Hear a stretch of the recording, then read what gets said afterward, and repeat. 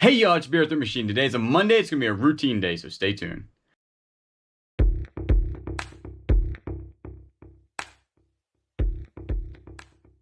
Alright guys, welcome. If you're new to the channel, my name is Julian, also known as the Beer Through Machine here on YouTube, and I buy stuff and flip it online for a living and make YouTube videos about it. So today is a Monday, so it's going to be like what I do on a Monday. I got to go to the post office because I did sell some things over the weekend, but sales have slowed considerably. Hopefully that's not the case for y'all. Hopefully you're out there killing sales and making tons of money, but this weekend for me wasn't all that great, so I don't have that much to actually ship out. I'll probably go to a couple thrift stores I don't really know, but I only prepped about 20 things to actually list today, which is nowhere near as much as I need. I need more than that, so I need to go ahead and get to work. So what we're gonna do first is go to the post office. All right, so going on about 10 o'clock, I've been to the post office and the UPS store and 2 thrift stores. Didn't even film in the thrift stores just because there was really nothing to film. Didn't pick anything up.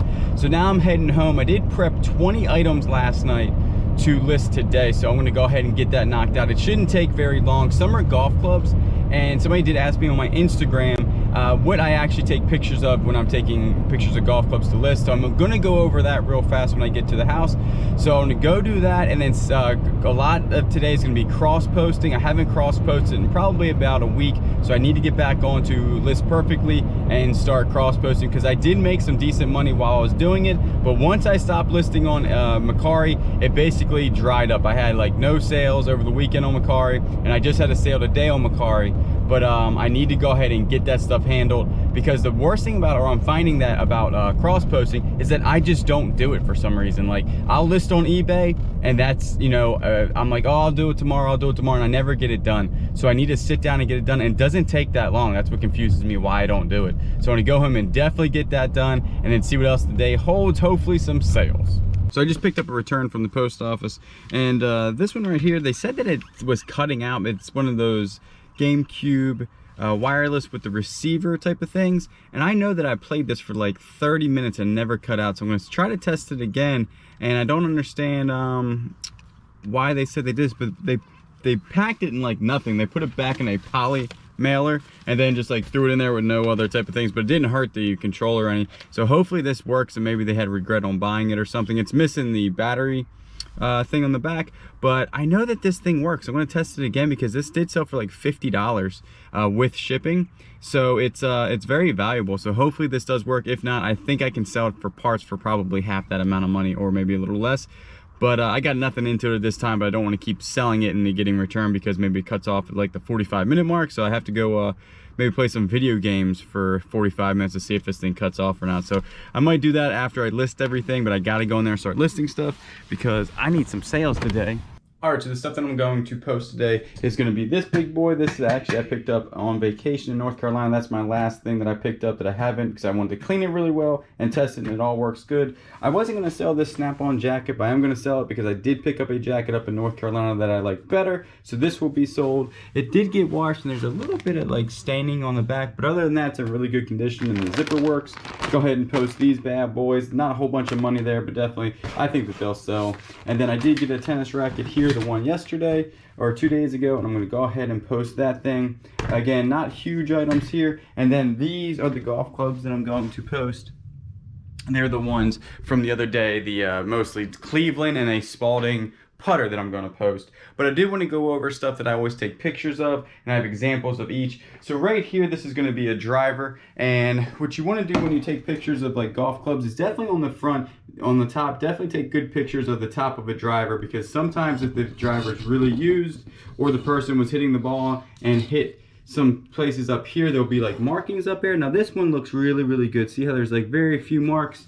And then so you definitely take a picture of that, but this one right here has some definitely wear up there. Can you see that?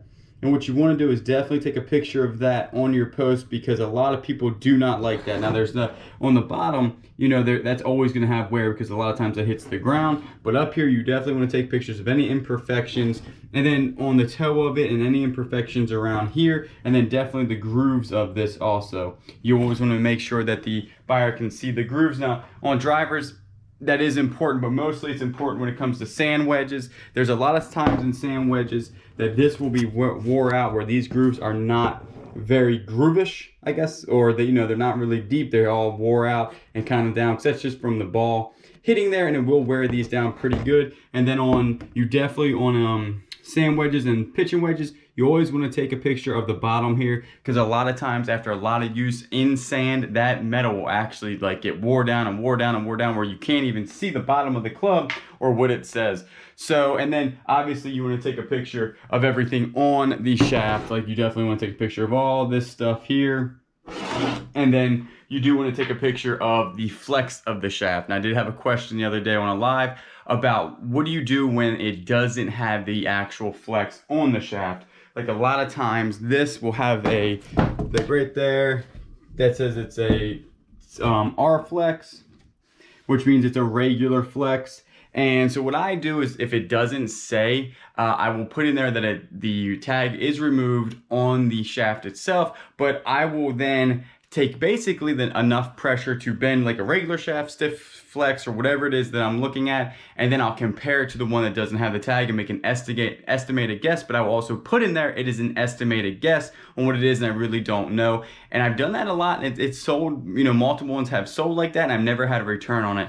The only returns that I've had on golf clubs so far are ones that people haven't read, that are left-handed and they wanted right-handed clubs, or had two sold and then returned because they didn't like the way it hit. So really it hasn't been on like Flex-A-Club or anything like that. And so it has worked out for me. But they're the things that you really want to take a picture of, is definitely, especially on a driver, the top of the driver, to see if there's any marks up there, because a lot of people won't buy a club if it has marks on the top, just because, number one, it does look kind of bad. Like right there, you know, it's definitely not, just, I don't know, it's all marked up. But some will sell like that, some won't. That one's been sitting for a while. Hopefully it'll sell, but we'll see. But I'm going to go ahead and get to listing this stuff immediately, because get the eBay store active.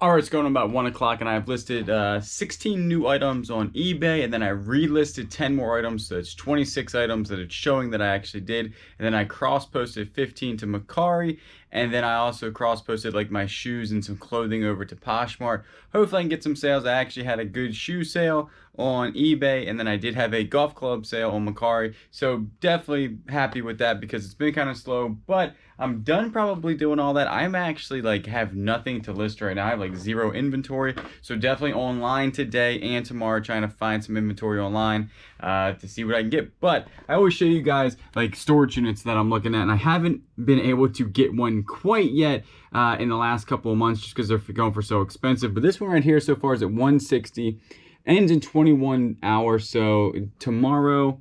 And this looks pretty good. I mean, the main thing here is obviously this toolbox. This toolbox doesn't look like it's a snap-on, because that's not a snap-on plate right there. That looks like a Popular Mechanics maybe. I don't really know. Now, the big question is, these golf clubs don't look high-end, because I don't recognize that type of design right there or anything. But what is in this case is interesting, and there's tools left in here, which makes me think that there might be tools left in there. I don't really know. That's the only thing that looks pretty good. These are ugly sticks. I can tell right there it says ugly sticks. I think it's a G20 or G15, something like that. They are graphite fishing rods, but they're not like 100. They're not great. They're not wonderful. This one right here has been taken apart for some reason. In another picture, you can see that one of those are taken apart. And these, from a glance, don't look like that these are high-end fishing reels at all. So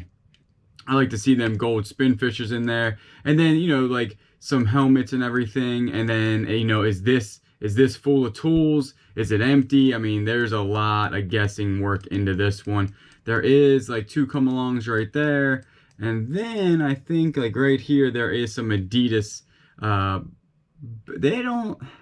They're definitely, I think these are going to be Adidas Boost probably, and they're probably golf shoes. So not a lot of money there, maybe 30 bucks.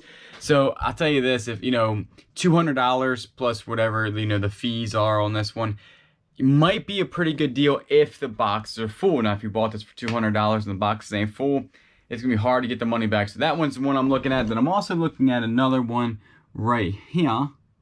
So this is the other one I'm looking at now at a glance. It doesn't look like it's that great. $40 so far, but this looks like it's super full, right? Like that definitely has something in it, and probably all clothing, obviously, but maybe not, you never know. And then just looking through this doesn't look all that wonderful, you know, a box there, boxes and toys, like nothing looking. But there is one picture here that makes me think there might be something in here worth more than $40 if they're real. And I see if I can get to the picture real fast. These right here, as you can tell, that says Air Jordan and 10s. So I'm thinking that if, you know, if the shoes are in there, that might be pretty good. And here's another picture right here. And this one you can see, if you zoom in, like that shoe looks pretty rough right there. But there is an Air Jordan guy. There's Jordan right there. So you never really know what they are. So you know you have the box for some Air Jordans, then you actually have those. Are they real? Who knows, but only for $40. This one might be a gamble too. I'll see where it goes on, you know, 21 hours. So in 21 hours, I will definitely let you know if I actually buy these or not. You guys were watching earlier and you were watching like when I had the GoPro on my head and I was sitting there and I was listing what I was using to make that snap-on jacket look a little bit better without those little fuzzy things is this guy right here. This is like wonderful to use. If you don't own one of these yet, definitely go get one. I think they have bigger ones that are good, but this actually just takes the lint off of stuff, like with these little blades in here. So you turn it on and then you just rub it around and it doesn't hurt the material or anything. And it's really good for the inside of shoes. Like say if like these shoes right here, when I got these shoes, these Reeboks, they were in really bad condition.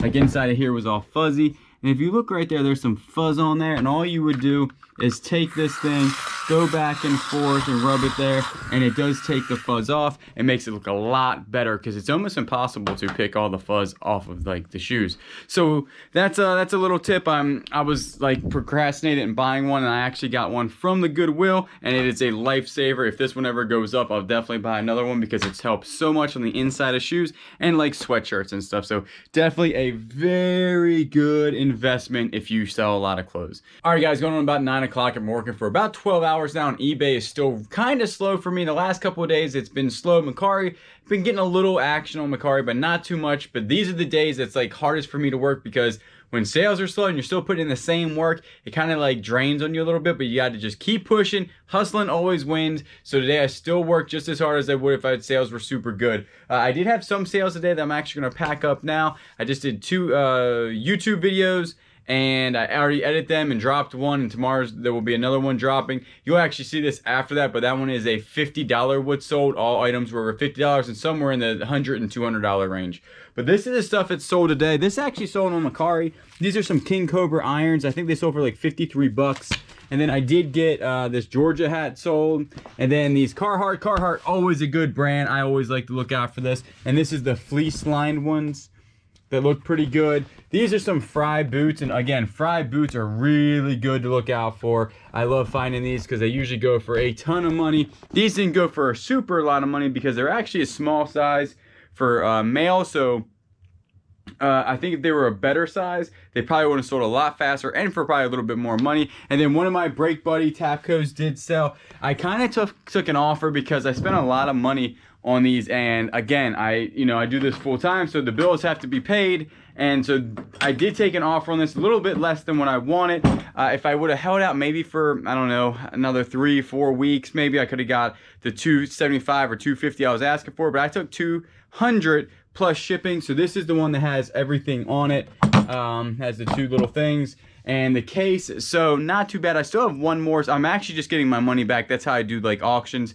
This one right here is going to be, I actually only spent $100 on this. So 200 minus fees. I probably made about 80 bucks on this. So the other one I spent $75 on, or 80 bucks. So that's actually going to be like knocked out. But how I do it is I spent $389 on all the auction stuff. So right there, I get back about 175 after, you know, fees and everything. So the other one should wipe out the rest of the auction amount, how much I earn left, and then the rest will be profit. I do mine not by actual like individual piece, because when you buy a lot it's kind of hard. I do it by the auction lot or the day I bought it. So right there, that's a day again in the life of me. Sometimes I do work 12, 13, 15, 16 hours, whatever it takes to make the money start rolling in is what I will do. It's not a very easy, it's not a hard job, but it does take a lot of work to get this stuff done. And I'm still watching the storage unit. It hasn't gone up in price yet, but that usually doesn't start going up right at the end. So tomorrow I'll be bidding on that thing and hopefully I will get it.